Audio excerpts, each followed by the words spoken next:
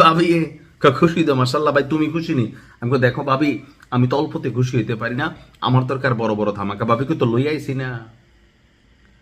কথা বলছি একটু মন ভালোর খবর, আবার খারাপও হইতে পারে, মানে ধারাবাহিকভাবে নিউজগুলো করছি তো সারাদিন ধরে একটু মন খারাপ। বাট সর্বশেষ যে আপডেট একটু পাইলাম যে না, আমাদের সকলের সর্বোচ্চ প্রিয় নেতা তিনি জীবিত আছেন।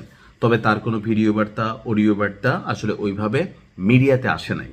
এই নিউজটা নিয়ে আমি আগেই বলছি যে ধরেন এখানে যদি তিনি মারাও যান, এটাও যেমন প্রকাশিত আপাতত হবে না, আবার যদি মারা নাও যান, এটাও কিন্তু আপাতত ওইভাবে সামনে আসবে না, কারণ এখানে একটা যুদ্ধের মধ্যে মনস্তাত্ত্বিক একটা লড়াই কিন্তু চলছে। তো এর মাঝখানে গতকালকে ইসরায়েলের অভিযানের বিপরীতে ইরান কিন্তু অনেকগুলো অভিযান চালিয়েছে। এর মধ্যে মধ্যপ্রাচ্যের অনেক দেশ, বাহরাইন, কাতার, বিভিন্ন জায়গায় তারা কিন্তু অভিযান চালিয়েছে। দুবাইও চালিয়েছে, কারণ দুবাইও হচ্ছে গুটিবাস, যারা পশ্চিমাদের শক্তি বা ইসরায়েলের সাথে তাদের ভালো সম্পর্ক।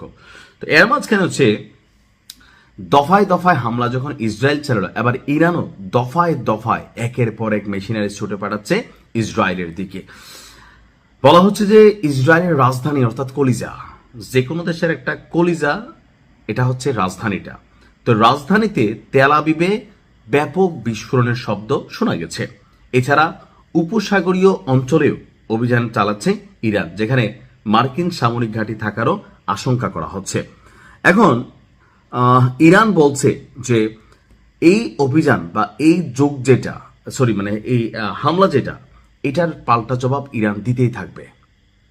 এখন ইসরায়েলের কাছে সর্বাধিক পরিমাণ, মানে সর্বোচ্চ বা সর্বাধুনিক যে প্রযুক্তি সেটা আছে। আমেরিকা যখন ইসরায়েলিদের যুদ্ধটা করাইতেছে, আপনার বুঝতে হবে যে পিছনে ঘাঁটিকে।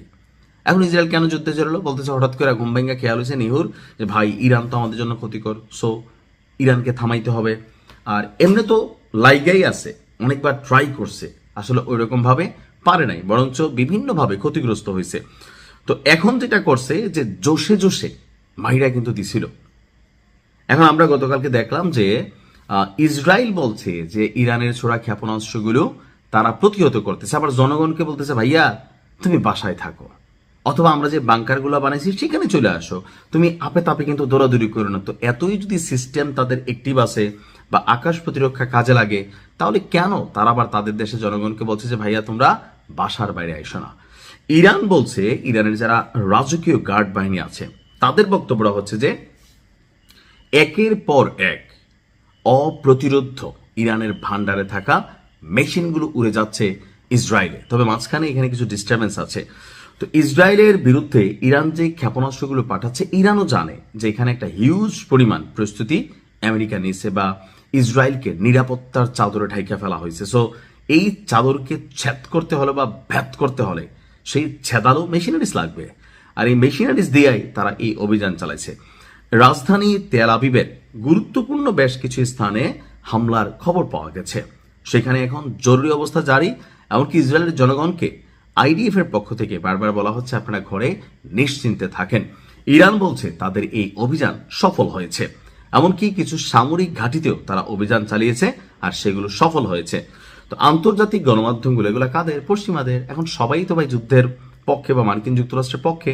সো তারা কি আসলে সত্যি খবরটা দিবে? দিবে না, কারণ এটা মনস্তাত্ত্বিক একটা যুদ্ধ। ধরেন দেশের জনগণ খেপা যেতে পারে, এই কারণে তারা অনেক কিছু হয়তো প্রকাশ করছে না। বাট ইরান বলছে যে अभी तो पिक्चर शुरू हुई है। अल्लाह इनकी हिफाजत करो। अस्सलाम वालेकुम।